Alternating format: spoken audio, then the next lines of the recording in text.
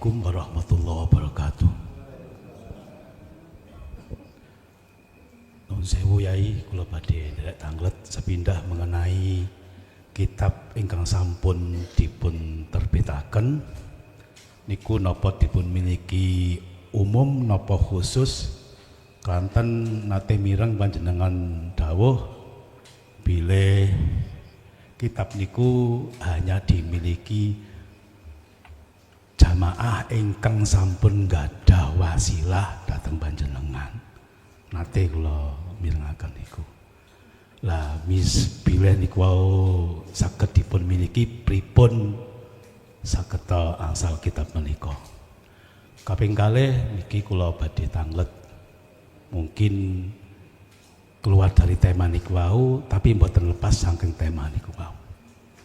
Kula badhe tanglet mengenai suhudul wahdah fil wahdah, suhudul wahdah fil kasrah, wa suhudul kasrah fil wahdah. Niku pripun penjelasane? Salajengipun pengalanipun pripun supados saged musahadah dhateng Gusti Allah Subhanahu wa taala. Makaten pertanyaan kula, bila taufik wa hidayah. Wassalamualaikum warahmatullahi wabarakatuh. Waalaikumsalam warahmatullahi wabarakatuh. Terkait masalah kitab, ini ada dua jenis, Pak. Ada kitab awal dan kitab akhir. Kitab awal itu boleh siapapun yang mau memiliki silahkan. Ini cara untuk mendapatkan bisa langsung datang ke pondok dan atau ketika saat saya berangkat ngaji di suatu daerah, pengurusnya di daerah itu sudah komunikasi terhadap pengurus kami butuh berapa, katakanlah butuh 10, berarti kami berangkat ngaji itu membawa kitab 10 dan atau di antara dua itu enggak bisa, jalan satu-satunya adalah lewat Shopee atau lewat jasa pengiriman. Ini sudah ada yang kami tunjuk untuk menangani hal ini. Ya pengurus lagi, terlepas dengan saya sudah. Ini cara untuk memiliki. Lah kitab akhir memang betul. Ini hanya nanti boleh bagi panjenengan yang sudah Allah meletakkan wasilah khusus di dalam hati jenengan, baru sakit ini nanti jenengan miliki. Selain itu, saran saya larang, nggak boleh. Pelajari dulu kitab awal, sebab kitab awal ini boleh di kalangan agama apapun, terus di kelas jenengan apapun, syariat atau thariqah boleh di situ. Yang maksud tujuannya itu adalah untuk menambah mutu bagaimana cara ngibadah jenengan kali kula niki datang Allah estu bisa sampai. Disitulah nanti penjelasannya di dalam kitab itu. Memang benar Pak, tidak boleh dimiliki kecuali yang hatinya sudah punya wasilah. Ini maksudnya kitab akhir, bukan kitab awal. Lah bagi panjenengan yang sudah selama ini ngaji tentang kitab awal menuju kemakrifatan Allah, bukan berarti tidak boleh kami Larang untuk memiliki kitab awal, ndak. Sebagai simpanan jenengan punya anak putu pingin belajar, itu bisa nanti disampaikan. Bon, itu sekitar kitab. Yang kedua, pertanyaan yang kedua tentang masalah syuhudul wahdah fil kasroh, syuhudul kasroh fil wahdah. Bersaksilah keesa di dalam banyak dan bersaksilah banyak di dalam esa. Iki piye maksudnya? Ngeten Pak. Di dalam Al-Quran ketika menyebut Allah itu tidak hanya mutakalim aja, tidak hanya menyebut saya saja, tapi ada yang menyebut kami. Loh, kami lah banyak toh Pak. Wa nahnu contohnya, wa nahnu aqrabu ilaihi min hablil warid, dan kami itu lebih dekat daripada urat lehermu. Urat leher. Mengapa Allah menyebut kami padahal beliau itu mufrad?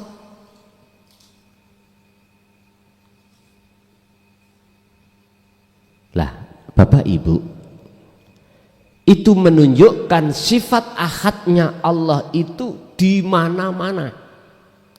Mulai zaman azali sampai habisnya zaman, makanya dikatakan Allah awal, Allah akhir. Wal awalu wal akhiru. Apa sih musyahadah itu? Apa sih bersaksi yang dimaksud itu? Nyawijine roh terhadap urip, sambungi roh terhadap Allah, ini wajib memakai wasilah. Apa wasilahnya? Apa talinya? Yaitu wahuwa adzikru bisiril asrar la ilaha illa anta. Niki nanti kalau sudah dikatakan, mohon maaf, roh ini tersambung terhadap Allah, bahasa Jawa nyawiji, iku bukan berarti si roh makhluk itu iso bisa nyawiji dadi satu terhadap Allah, bukan.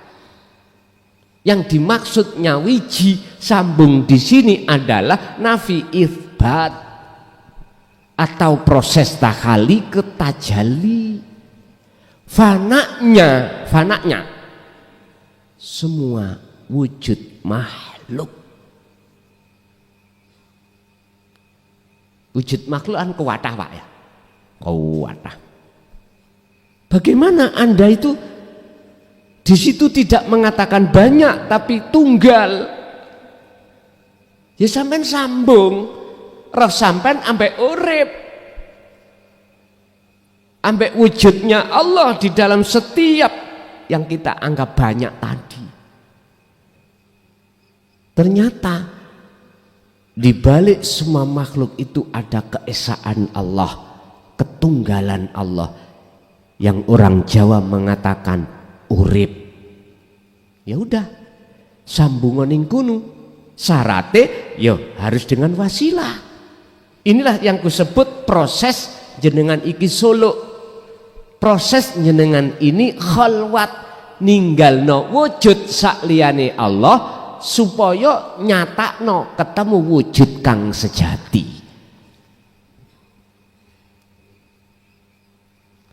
Jadi tunggal niku bukan dua hal terus gabung dadi siji, enggak. Bahkan nek kalau Syekh Ibnu Athaillah memberikan penjelasan itu cuman gini, la ibsarun wa mubsarun wa basarun, yang melihat dan yang dilihat, mata untuk melihat enggak ada. Jadi di situ mandek Pak, keterangannya enggak ada. La ibsarun wa mubsarun wa basarun, dikatakan nyawiji, tunggal, ahad, di maqam musyahadah bersaksi yang benar, itu tidak ada yang melihat, yang dilihat mata untuk melihat, semua fana. Wis, ya niki ndas copot niku. Kan keterangane terus ya. Ternyata dan ternyata itu akan muncul dengan sendirinya di dalam hati jenengan. Innani anallah, maksudnya di situ nanti.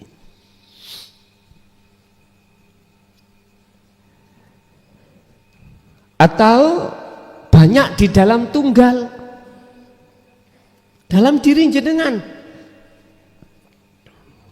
Di sini kan meliputi beberapa juz, Pak. Banyak di dalam tunggal. Kondisi kita, badan ini ada tangan, ada kaki, ada organ-organ yang bekerja yang tidak sama, fungsinya darah enggak sama, fungsinya susum juga enggak sama, kulit, daging, balung, getih juga semuanya enggak sama. Dikatakan banyak, tapi ketunggalan di situ. Pundi urip kuwi intine Bapak Ibu, dohir iku wujud nyatane batin. Wujud nyatane batin ya dohir kuwi. Tinggal jenengan ati iki nama sakliyane Khalik itu masih ada apa ndak?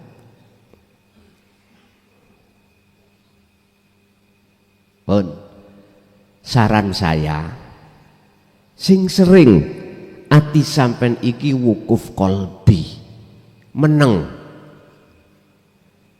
berjalanlah hati itu dengan rasa yang fungsinya merasakan, mengimankan wujud nyatane Allah, urip iku yang hadir di dalam diri jenengan atau di luar diri jenengan. Gak usah disebut, dirasa tok. Sing sering belajarlah untuk berlaku seperti ini, sebab hanya dengan cara inilah alasan Allah nanti akan menyalakan nur makrifat di dalam hati jenengan.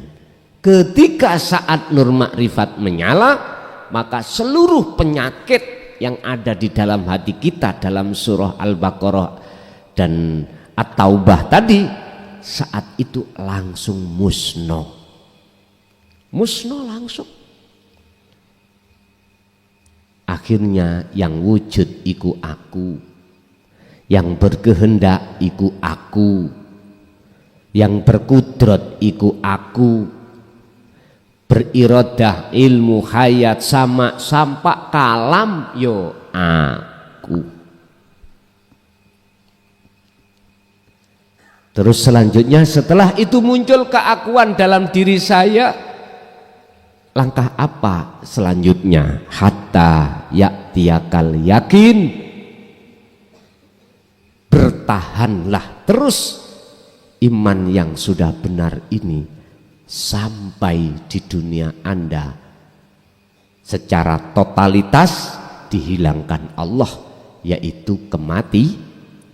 Enteng wis, sampai wis gak mikir sego pecel, besok iku gak mikir garwaku iki jauh blonjo, wis ora mikir balas. Saking enake wong mati ning kuburan ora tahu mulih, gak balik, saking enak. Wis muga-muga mek ngoten tok kula, muga-muga ketemu enake mekaten. Nggih, lanjut.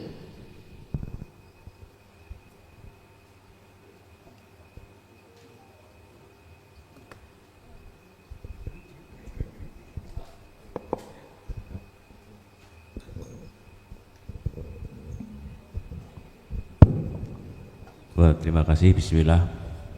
Mohon izin Gus, saudara jamaah, mohon maaf kalau pertanyaan kurang berkualitas. Yang pertama, bahwa saya ini lagi menikmati proses, sebagai anak menikmati proses, gitu Gus. Kedua, kemudian saya ini tadi di sebuah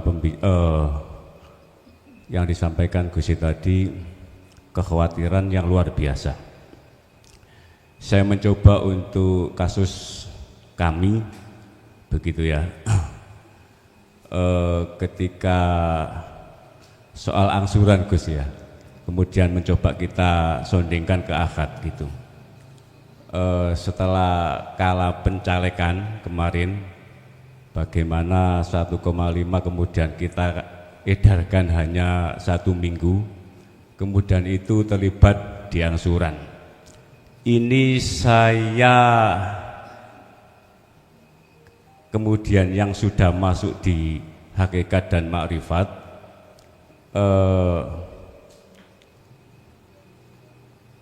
sebuah gambaran bahwa saya, teman-teman yang di angsuran ini ya, yang penagih ini selalu menggeluti pikiran kami. Oke, saya berjustifikasi bahwa saya memandang bukan makhluknya.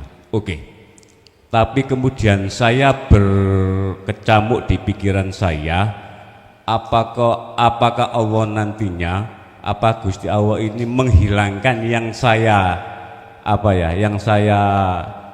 anggunkan, ya tahu gitu, atau Allah akan memberesi yang saya anggunkan. Kemudian itu ada gejolak di pikiran saya. Itu yang pertama. Kemudian kalau itu kita sondingkan ke akad, saya harus kemana mengisbatkan rasa gitu ya. Itu yang pertama. Yang kedua, saya berkenaan dengan mimpi, lagi-lagi ini proses sebenarnya. Kemudian kemarin pas siangnya itu saya dimarahin orang nomor 1 di sebuah kabupaten, karena saya ketepatan adalah ketua PSSI di sebuah kabupaten Gus. Kemudian malamnya saya kok mimpi jenengan itu ketika kita ngaji di sebuah panggung, kemudian jenengan manggil saya untuk menarik di sebuah panggung. Nah, saya melihat panggung itu kok sangat tinggi, kemudian panggung ini jatuh. Jatuhnya itu aneh Gus, jatuhnya itu tidak kemudian brek, tapi melayang enak gitu, melayang enak, dan jenengan menenangkan kami yang ada di panggung. Kemudian ngajinya tidak jadi, akhirnya tuan rumah itu memasukkan di sebuah rumahnya, tapi yang bisa masuk rumah itu ada sebuah tanda minuman, yang minuman ini enak sekali. Kemudian saya dikasih, jenengan sudah masuk, saya dikasih, oh berarti saya bisa masuk. Di situ itu ada sebuah makanan yang enak, tapi lantainya sangat kotor. Kemudian yang buah-buahnya itu dijatuhkan dari kayak melayang, melorot gitu Gus ya. Kemudian baru kita makan. Itu yang kedua. Itu apa? Terus kemudian kalau seorang murid mimpi gurunya itu apa? Jenengan sudah sering menjelaskan hal-hal itu. Tapi kalau seorang murid, seorang anak mimpi ayahnya, mimpi putunya, mbahnya atau mimpi gurunya, itu ada apa yang harus sebagai ini pemahaman apa yang bisa kita ambil. Yang kedua, yang ketiga mereview ketika kholat berjamaah di pantai yang di Malang itu Gus ya. Saya semangatnya untuk hadir, walaupun jalan seperti itu ya, menikmati perjalanan. Kemudian saya berangkat itu sudah ngomong, kalau nggak ada, saya pengen ada kholwat berjamaah. Ternyata sudah ada. Nah di situ jenengan ketika kholwat itu hanya satu, ingat yang menciptakan. Saya herannya itu ketika ada klausul itu, saya ingat orang tua Gus. Terbayang selalu orang tua. Nah kemudian ketika pulang saya diskusi sama teman-teman yang bersama saya yang juga paham tentang itu ya itu yang benar. Dari kandungan ibu itu yang menciptakan sampeyan, itu yang benar. Nah, kemudian saya berpikir metafakur ketika kejadian Adam sama kejadian Hawa yang langsung Allah seperti itu. Kemudian kenapa kita makhluk ini atau manusia ini harus lewat ibu-ibu kita? Nah, itu artinya apakah itu yang benar? Nah, bahasa-bahasa hakikat, bahasa marifat itu gimana? Terima kasih. Assalamualaikum warahmatullahi wabarakatuh. Assalamualaikum warahmatullahi wabarakatuh. Kita manusia tidak terlepas dari namanya proses. Fitrah, kotor, fitrah. Ada yang seperti ini, ada yang fitrah, kotor, selawase kok kotor. Dan proses itu memang sudah Allah tetapkan terhadap kita sebagai manusia. Sehingga mengapa kita manusia dihadapkan Allah itu dua macam ketentuan, yusri dan usrah, ketetapan senang dan susah.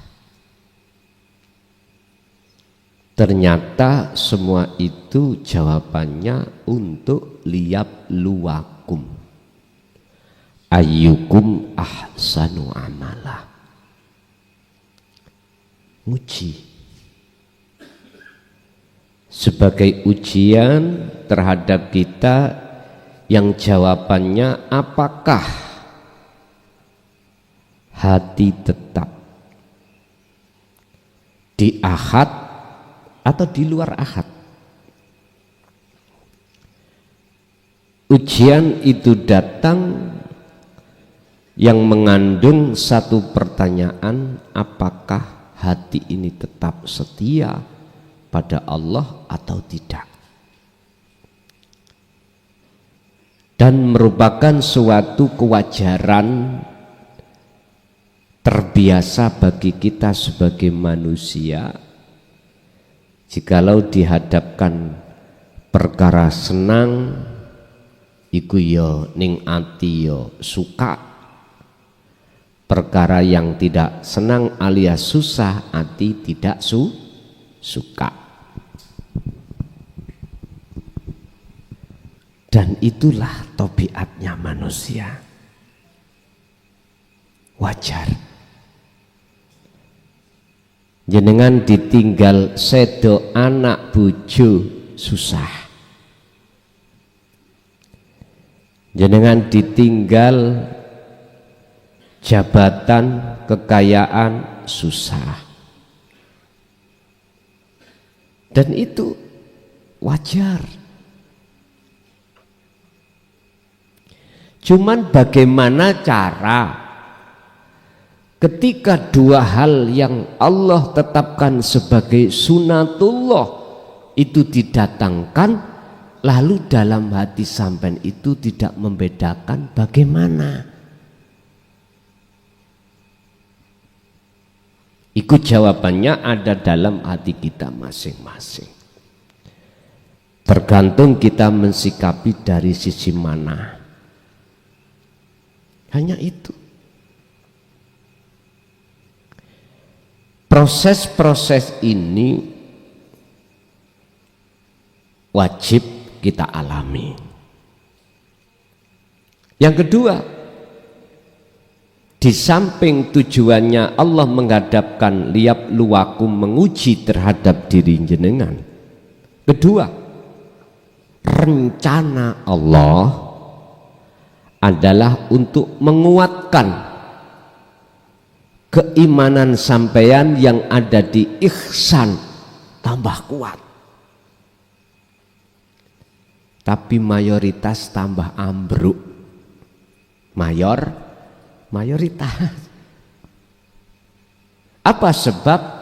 Jawabannya di hati panjenengan masing-masing, tergantung kita mensikapi aja. Berkenaan dengan proses ini apa yang terjadi pada diri jenengan saat ini setelah mengalami sebuah kejadian yang ingin menyalonkan diri sebagai pemimpin, ya dah, dan di situ Allah tidak merestui dan akhirnya menanggung angsuran, yang angsuran itu membuat satu pikiran dalam angan-angan kita sehingga kita enggak tenang olehnya ketika kita itu mendekat pada Allah. Okelah kita hilangkan dari sisi makhluknya. Tapi toh mengapa kok sering muncul juga? Padahal sudah berupaya untuk menghilangkan. Yang mengandung pertanyaan, jikalau saya sudah serahkan itu pada Allah, berarti saya masuk di dalam ketunggalannya, apakah Allah nanti menyelesaikan atau tidak? Ini sebuah pertanyaan. Jawaban saya gini, sungguh kita nggak punya etika pada Allah. Melakukan sesuatu itu masih ada tendensi. Etika loh, saya bicara etika loh ya. Etika pada Allah loh ya. Sebab apa yang jenengan lakukan itu bukan Anda yang punya hak bisa melakukan. Bagaimana mungkin kami tidak merasa bisa melakukan terus mengharapkan buah dari apa yang kita lakukan?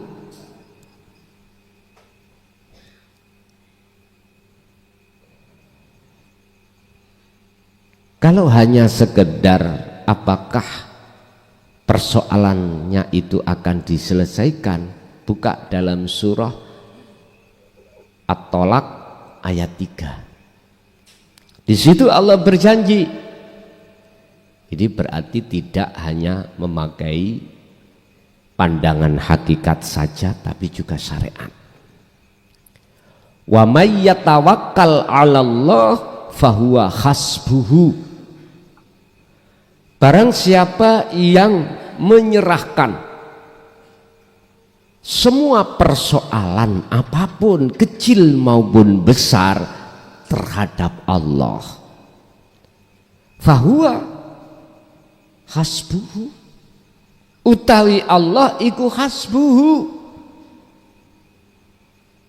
akan mencukupi. Artinya solusi itu pasti Allah datangkan.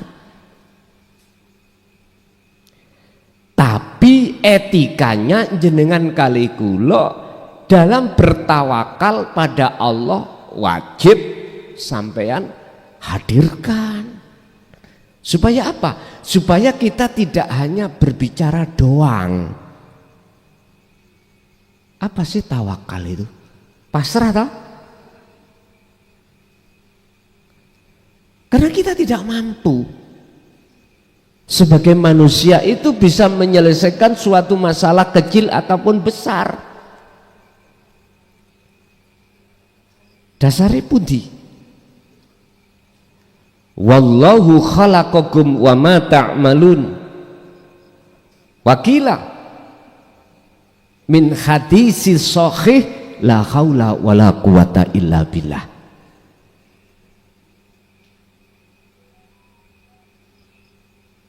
Allah yang menciptakan manusia dan segala apa yang terjadi pada manusia bersumber dari Allah.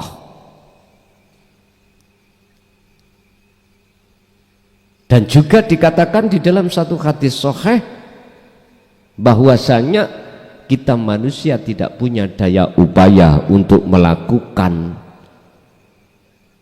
apapun dan mencegah perkara yang jelek apapun, nggak bisa. Semata-mata itu bisanya illa billah. Jadi tawakal itu menyerahkan diri, syaratnya tidak boleh ngakui, itu loh tawakal.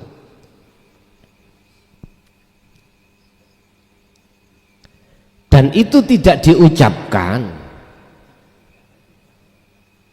tapi diikrarkan di dalam hati yang berbentuk perasaan.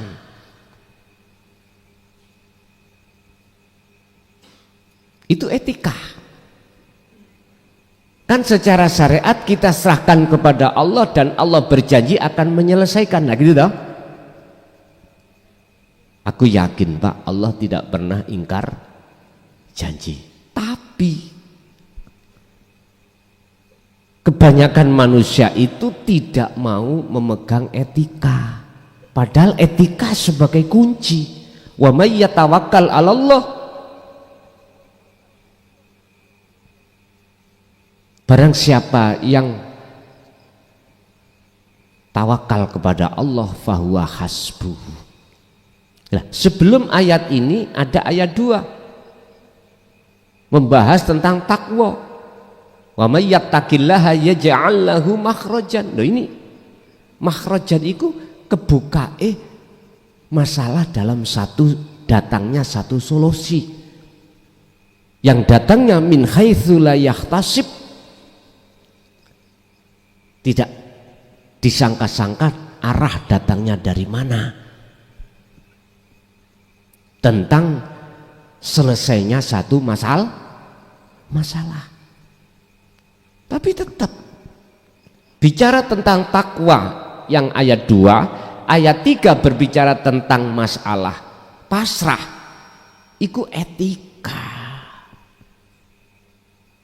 Oke lah, kita ikhtiar, tapi kita harus sadar di belakang ikhtiar itu ada siapa. Kalau tahu maka kita tidak akan pernah ngaku-ngaku, yaitu pasrah nanti. Kalau saya tegas menjawab iya, sebab apa? Solusi pasti didatangkan Allah, karena Allah berjanji. Cuman andai kata belum terselesaikan, harus kita teliti. Sebab apa? Katanya Allah janji akan mendatangkan solusinya, ibarat pintu yang tidak bisa dibuka, Allah buka dan Allah cukupi. Kok sampai sekarang belum? Kita harus koreksi terhadap seluruh apa yang ada di dalam hati kita. Yang jelas, baik takwa maupun tawakal harus ada etika. Etika, atau bisa kami sebut sebagai akhlak ilahiyah. Inilah akhlak yang Rasulullah sempurnakan. Alasan mengapa Rasulullah disuruh ke bumi itu sebab di sini.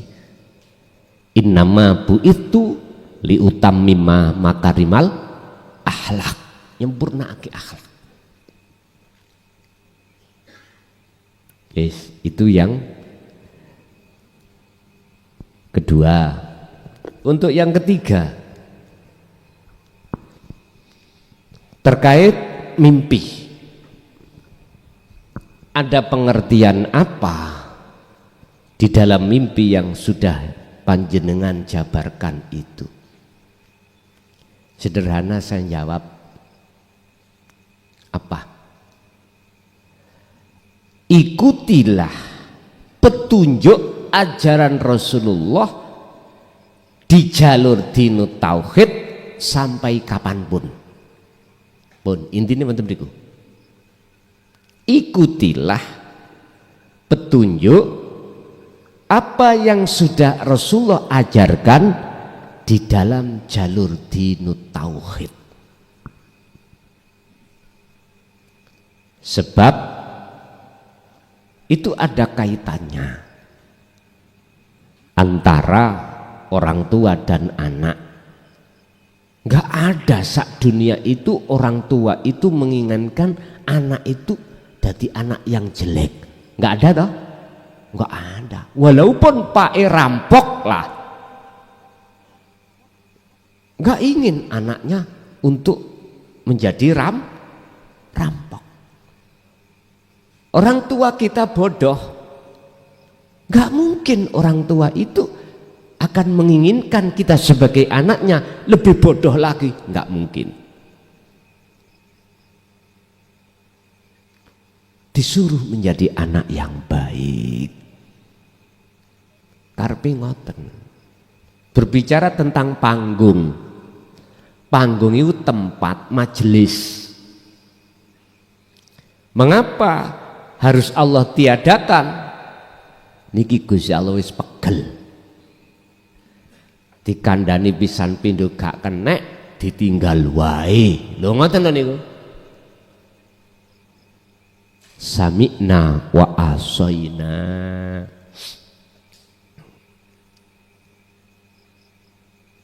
Kan sejarah umat para nabi dan rasul sebelum Kanjeng Nabi kan sudah terpampang dan tertulis di dalam Al-Quran toh. Semuanya itu sejarah seakan-akan terulang kembali. Zaman Rasul A, apa sebabnya dihabiskan Allah? Keingkaran. Dikasih nasihat, si tetap tidak percaya, bahkan menyerang balik. Udah dihapuskan, ganti Rasul maneh. Sama, sampailah Nabi yang terakhir, yaitu Nabi Muhammad. Pertanyaannya, tongkat sejarah itu akan terulang apa enggak?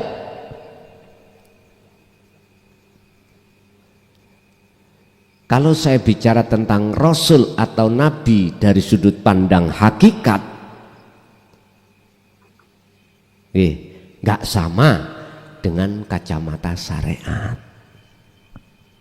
Intine mek ngeten, disebut Rasul iku hanya illa mubasysyiran wa nadhiran, wakila illa rahmatan lil ngalamin. Lah, untuk menjadikan rahmat atau mubasysyiran tidak terlepas dari dinu tauhid. Risalah tauhid itu pasti beliau sampaikan, yaitu risalah yang khusus mendidik ruhaniyah ini biar tidak mengikuti nafsu. Makanya terkenal ajaran hakikat. Beda risalah yang mendidik jasmaniyah ini disebut syariah. Beda-beda syariatnya. Mulai Nabi Adam sampai Nabi Muhammad syariatnya beda. Bahkan sampai sekarang juga berubah karena tergerus oleh zaman. Contoh kecil, dalam berkendaraan zaman Rasulullah, di zamannya memakai onta, keledai, atau kuda. Zaman kita beda, Pak. Syariatnya beda.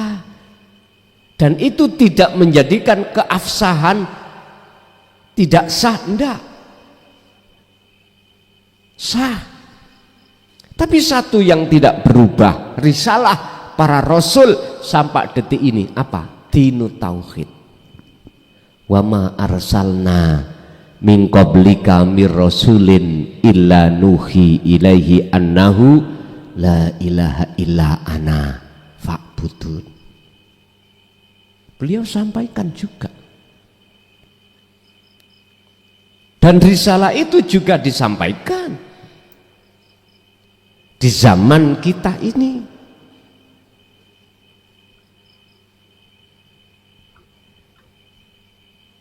Urusan umat sekarang ambek dulu menurut kami sama, terbagi menjadi dua. Wa minhum man hadallah wa minhum man haqqat. Ada yang menerima petunjuk itu, ada yang tidak mau menerima alias menolak, dikarenakan bersikukuh hatinya mengikuti hawa nafsu.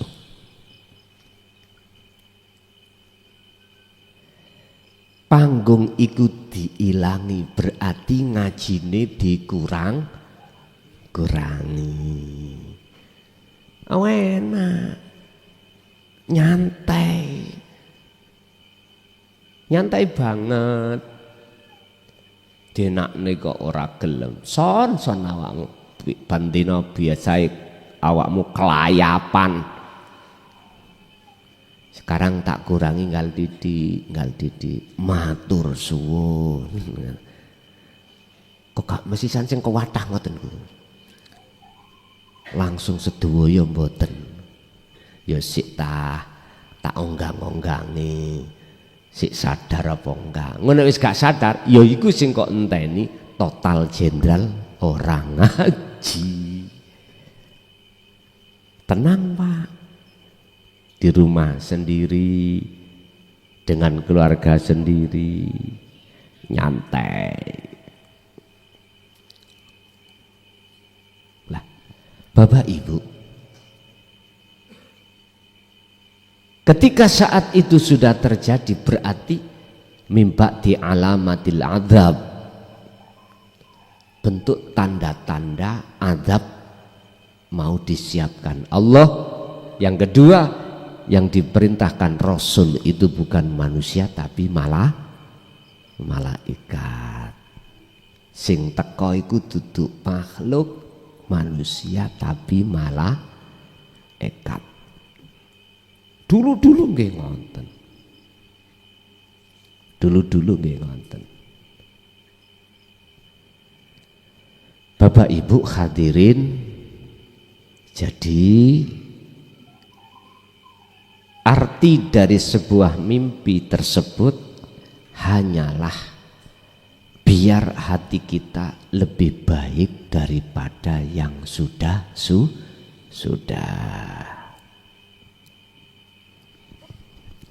Untuk yang ketiga, yang keempat, mereview apa yang terjadi. Sebelum review, apa etika yang harus saya lakukan biar tidak seperti apa yang telah diterangkan tadi, walaupun panggungnya itu sudah Allah tiadakan, supaya kami tidak masuk pada golongan di mana golongan yang diadab Allah. Jawabannya sederhana.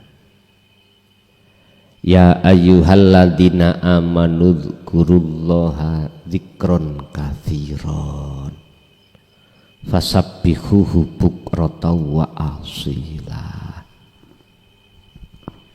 Sesibuk apapun jasmani jenengan, dalam rangka untuk memenuhi akhlak dunia ini, upayakan di dalam hati kita masing-masing untuk selalu mengingat Allah, baik siang maupun malam. Artinya jangan pernah kita itu teledor tentang masalah bab zikir. La tatruk adzikra li adami hudurika ma'allahi bihi.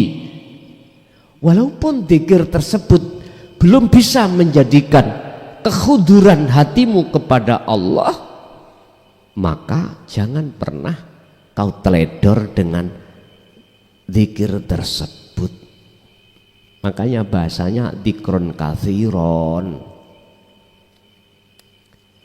Masalah mereview, Apa yang terjadi di saat jenengan dimantep, mantep ayo, ngantep Malang nggih, terkait masalah kholwat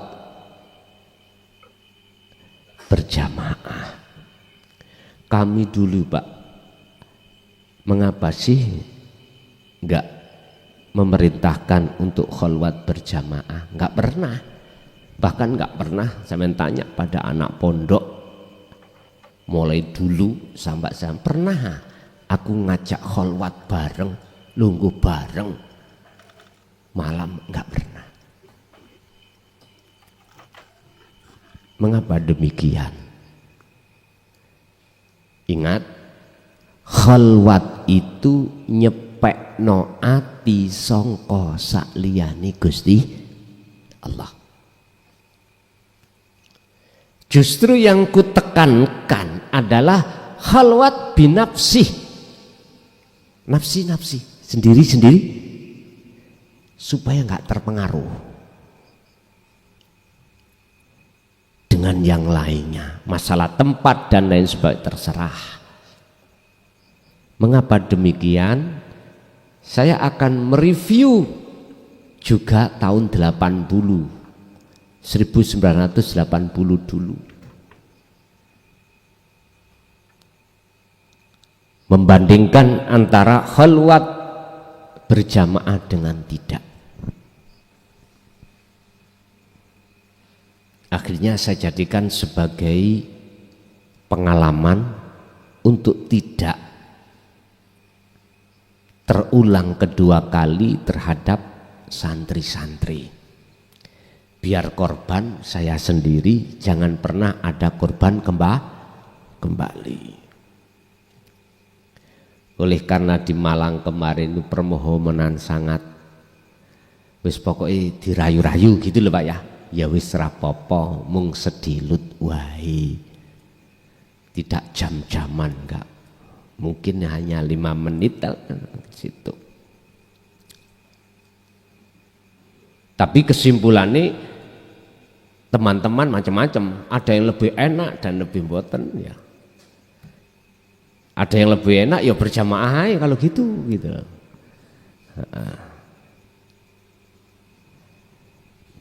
Bapak Ibu, kejadian apa yang sudah dialami di situ itu bentuk Allah menampakkan apa yang ada di alam kasyaf, di mana harus kita ketahui baik di alam muhadharah maupun alam mukasyafah itu sebetulnya wujud anane Allah.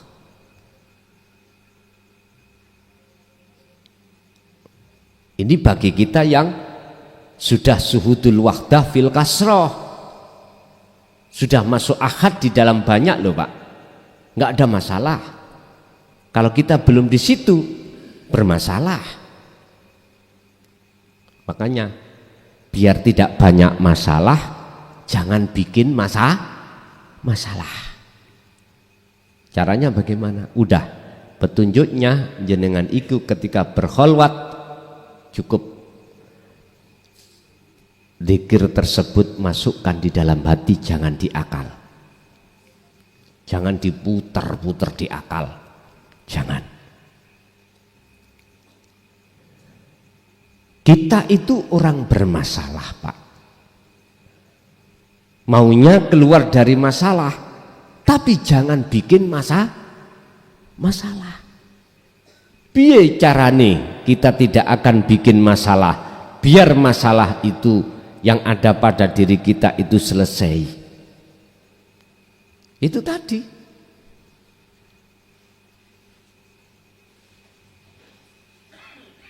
Kita harus tawakal kepada Allah. Ya sudah, tinggal kita mau menjalani atau tidak, semuanya aku kembalikan pada panjenengan masing-masing. Yang jelas 1-3 saya simpulkan, kita manusia itu tidak lepas dari noda dan dosa. kesalahan atau kekotoran. Tapi bukan berarti kita tidak bisa lepas dari kekotoran. Wa anibu ila rabbikum. Bejo banget bagi kita yang belum kedatangan satu masa yang Allah pastikan datang. Kita sudah keluar dari masalah itu. Masalah kotor itu, Pak. Berarti masuk di dalam masa fitrah. Berarti sudah lepas dari masalah. Ingat, orang mati akan susah nazaknya jikalau masih kegandolan dengan sesuatu selain Allah. Susah. Artinya kita kembali kepada Allah itu akan berat, Pak, jikalau masih ada yang gandoli. Aku mau ngelakoni ini, bagaimana istri, anakku, suami, bagaimana statusku, bagaimana, udah kegandolan. Jadilah kau seperti bumbung yang bumbung sudah tidak ada. Ugel-ugel ini loh apa? Rosani kok. Cara lari biyen iku damel mercon dugi disogok niku lho. Kula iling jaman kula hiburan iku ambek pete. Kembangi pete to dilebokno, disodokno ben cek metu suarane, ben ngeneki kancane. Ngoten niku sawanang wis. Bolong, los. Nggak ada beban, nggak ada penyumbat, jadi penak. Oke, lanjut satu kali lagi, Bapak.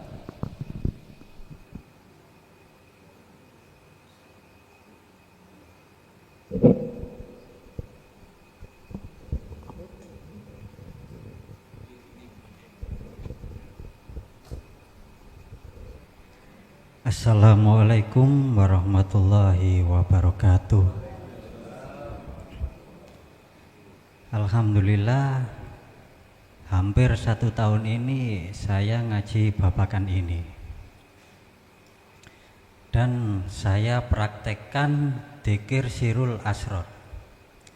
Setelah lama kelamaan saya praktekkan dzikir, saya tidak bisa dzikir.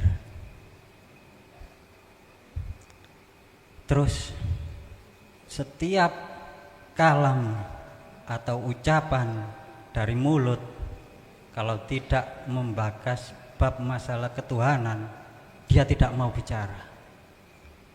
Lah, sing kula tanggletaken tos pundi niki, Gusti.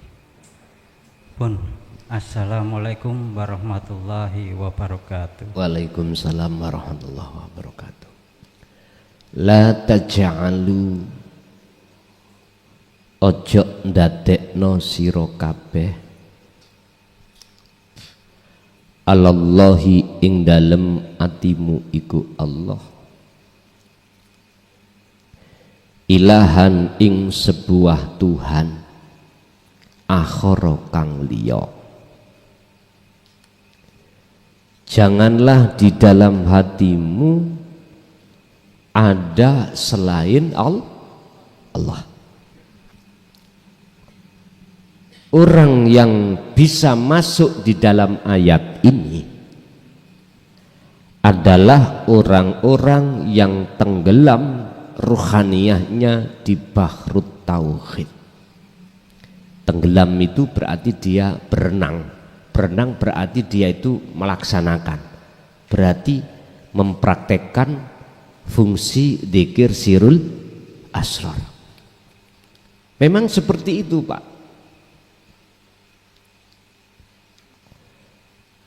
Bahkan pernah kami sampaikan, coba jikalau hatimu ingin tidak akan lupa kepada Allah walaupun sedetik, lakukanlah 40 hari 40 malam setiap napas detikmu itu berzikir. Jangan pernah tidak. Dengan begitu maka zikir yang ada di dalam hati tidak akan pernah bisa berhenti. Pernah saya katakan seperti itu.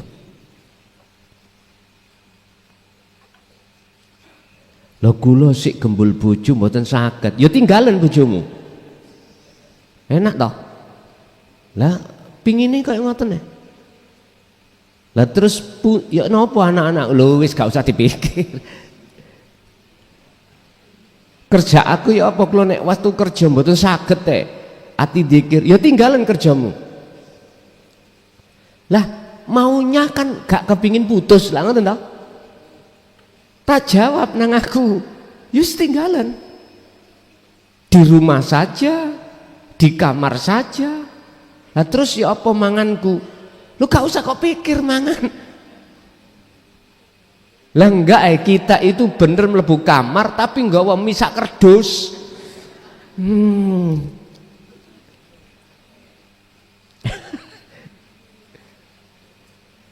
Rokoke 3 pres. Lah maksudmu piye?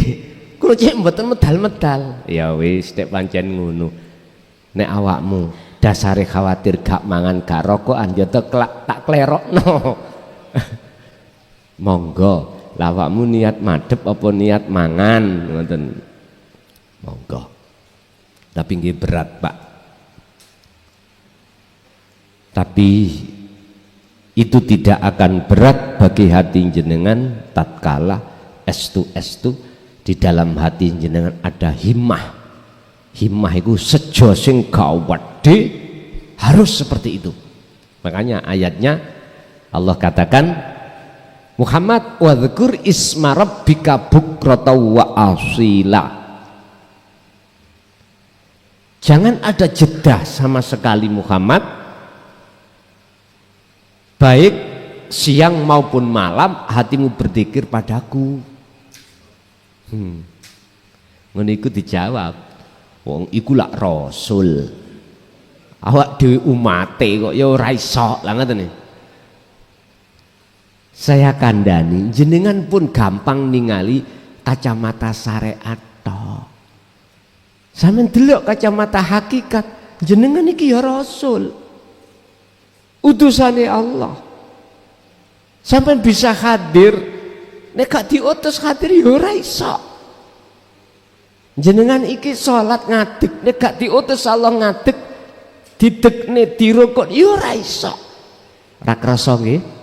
Tapi pun di framing saya mengadakan nabi atau rasul setelah Kanjeng.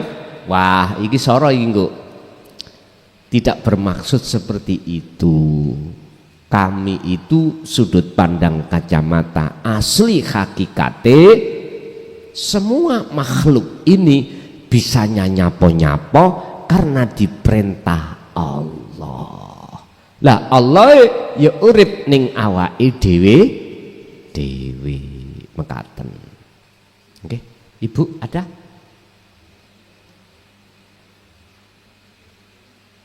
Cukup nggih? Pun sebelum kami tutup terkait masalah Ramadan bagi ibu bapak dari mana sumber agama, dari mana sumber bangsa, suku apapun, bila mana menginginkan untuk mengenal diri di dalam diri, silahkan untuk Ramadan tak buka secara umum, boleh untuk bermukim atau duduk ataupun lewat live, silahkan. Karena hanya Ramadanlah kami akan membahas secara detail tentang masalah proses-proses manusia itu untuk menuju dan bertemu Allah. Nggih, insyaallah kami mulai hari Jumat depan itu waktunya habis sholat taraweh. Bapak Ibu hadirin jamaah rahimakumullah, semua apa pada malam hari ini yang Allah anugerahkan berbentuk ilmu, semoga menjadi ilmu yang bermanfaat bagi kita dan keluarga kita ila yaumiddin. Lahumul Fatihah. Bismillah.